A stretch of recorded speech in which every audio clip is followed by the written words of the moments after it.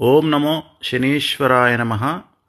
ఈరోజు పాండిచ్చేరిలోని తిరునల్లార్ శనైశ్చర దేవాలయాన్ని దర్శించుకోవడం జరిగింది.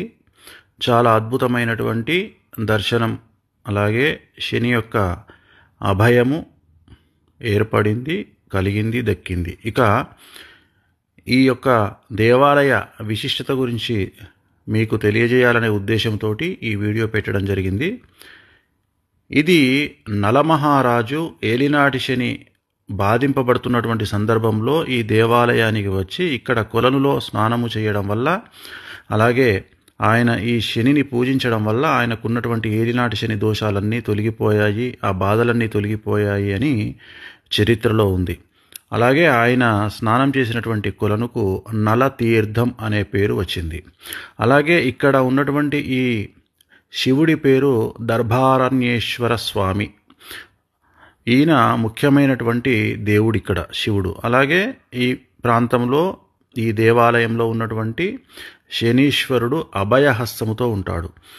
మామూలుగా ఏ దేవాలయంలో కూడా శని అభయాన్ని ఇవ్వడు. ఈ దేవాలయంలో మాత్రమే బంగారు కాకి పైన కూర్చొని ఉన్నటువంటి శని భగవానుడు అభయాన్ని ఇస్తాడు. అంటే ఎవరికైతే ఏలినాటి శని, అష్టమ శని, అర్ధాష్టమ శని, శని మహర్దశ ఉంటుందో, శని వల్ల, శని దోషాల వల్ల బాధితులు అవుతారో, బాధింపబడతారో వారు ఈ దేవాలయానికి వచ్చి దర్శనం చేసుకున్నట్లయితే, ఇక్కడ అభిషేకం కానీ ఇతరత్రా పూజలు నిర్వహించినట్లయితే చాలా తక్కువ ఖర్చుతో ఈ దేవాలయంలో పూజలుంటాయి. ఒక 400 రూపాయలతో ఇక్కడ పూజ నిర్వహించబడుతుంది. ఆ పూజ చేయించుకున్నట్లయితే శని యొక్క బాధలన్నీ తొలగిపోయి అభయాన్ని పొందుతారు.